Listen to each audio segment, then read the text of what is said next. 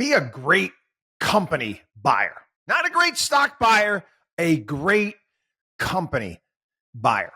I want to share with you a quote, one of the great investors of all time, a gentleman by the name of Stanley Druckenmiller.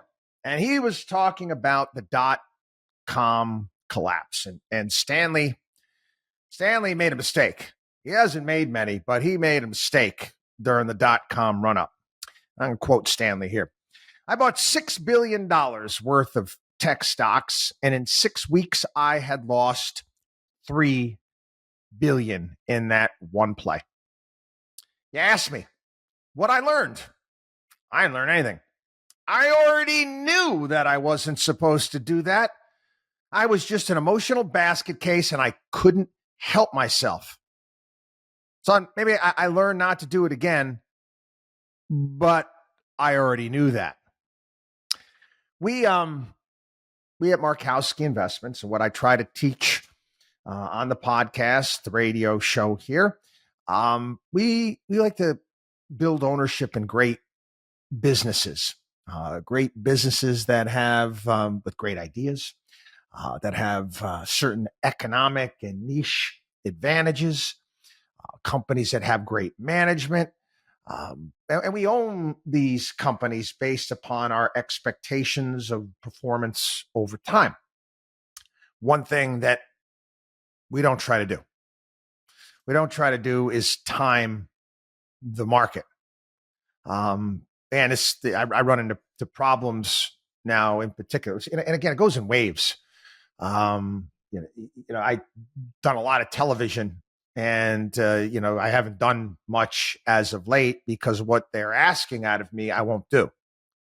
They want me to go on programs, and what is my recommendation? What do I think of this stock over the next 6 weeks? What do I think of over the next month? I don't do that. That's not what we do at Markowski Investments, and quite frankly, it doesn't serve the general public at all.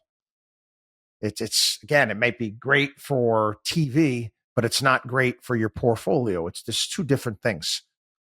Anyway, if it's a solid business and we feel it's valued properly, we're gonna buy it. I don't care what the frickin' market's doing.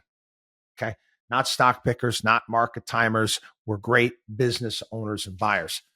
It's just that simple. It's that simple. As to say, be in a raving bear market. If I think it's a high quality company, it's going to be great for the future. I care what the market's doing at that time. Okay. We are going to accumulate. If you're holding good and great companies, you got nothing to worry about when the markets reverse.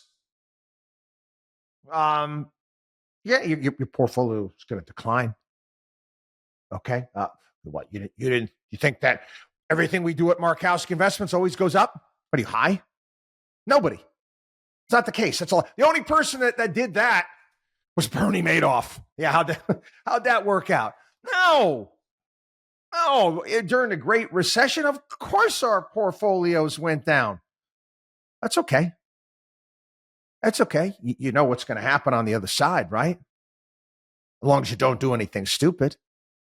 And again, that also offers up an opportunity. If you've got dividend paying stocks and you're reinvesting it, you're buying more of these great companies on sale. It is what it is. Good and great companies bounce back.